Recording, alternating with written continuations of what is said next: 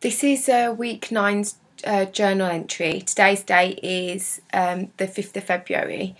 As from my last journal, I said that, I'd been called into work for a meeting and wasn't too sure what it was regarding yet. And I thought, well, if it's about redundancies or the recession, that's good for my portfolio.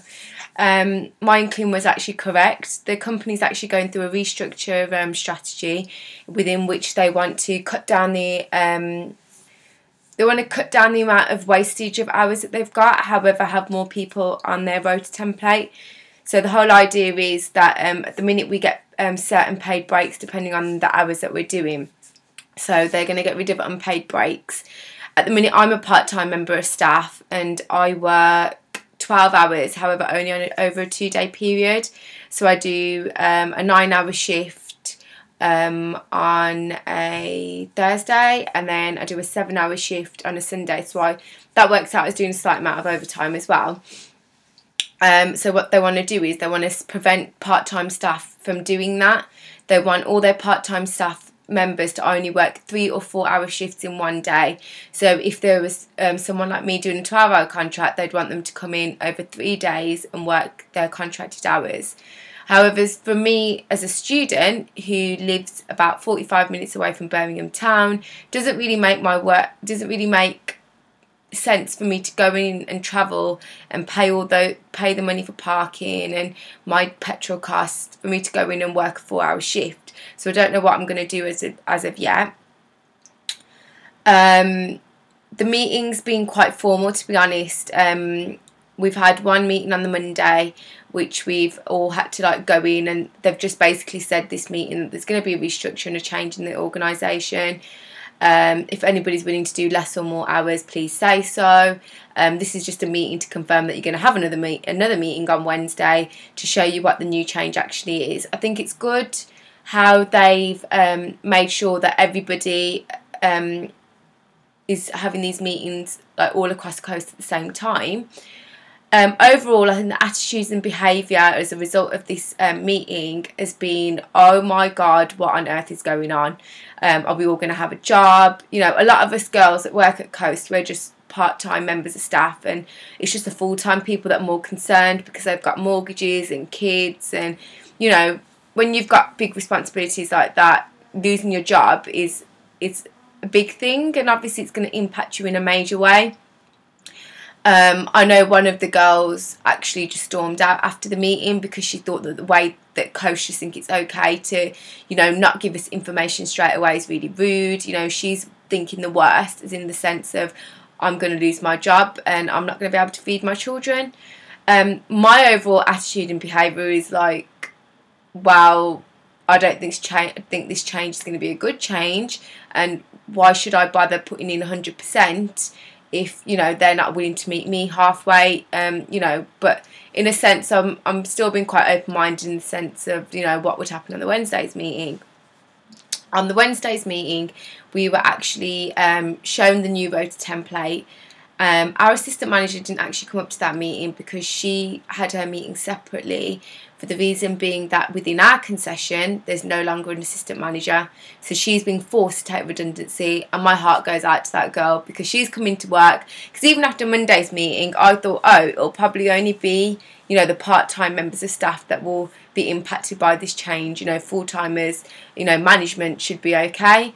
But to hear that, oh my God, Hannah, our assistant manager's been made redundant, it was like, oh crap, what's going to happen?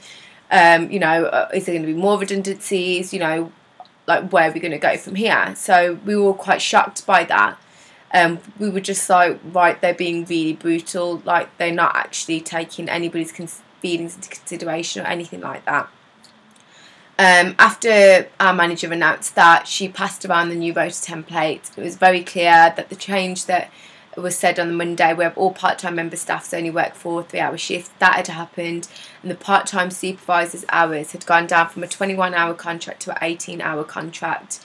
I think when you're a part-time working mum, those 4 hours are going to make a massive difference, especially when you're working those 18 hours over a 4-day period. So it's a lot to take in. Even after this meeting, we've all got one-on-one meetings that we've got to have with our managers, I've looked at this rota so far and I've just thought to myself, there's no way I'm coming in over a 3-day period to do my contracted hours, just because it's not worth my travel, and I'm better off looking for something a bit more closer to home. Some of the girls feel really disheartened by this. They think that this process is too formal. They're going to lose experienced staff. A lot of part-time... I've worked for Coast for 5 years. One of the other girls has worked for Coast for 7 years, on and off. You know, they've got quality members of staff who know the product, who know the brand. You know, they actually enjoy working for Coast because they are genuinely a good retail organisation to work for, and I've worked for quite a few. So, you know, I think they might be making a little mistake in the sense of, you know, they're not going to get the customer service that they proudly built their organisation on. I don't think that quality of service is going to stay the same with the new employees that they obtain. But again, I've not been able to do my interviews this week either because of obviously all this that's going on within Coast. However, it's worked in a favour for me in the sense that, you know, once I do conduct my interviews with the assistant manager and supervisor, this is actually a real world issue that's affecting a retail store. You know, this is something that managers have to deal with, and I think previously to the recession, managers didn't really have to deal with redundancies and you know, costing issues. So I think it will be interesting to hear my manager's perspective on how she's dealt with the whole situation. So far from what I've seen, that first day meeting that we have, my manager is a very confident woman, and she was shaking because herself until Wednesday morning for the second interview when she got her pack didn't know what was going to happen.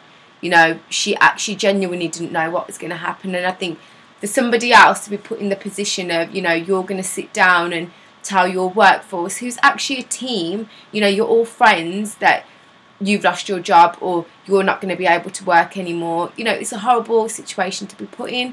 However, like I said, it is a real world management issue that, you know, managers in this day and age are having to face and having to deal with, and I think it makes it harder when you have a personal level relationship with your colleagues.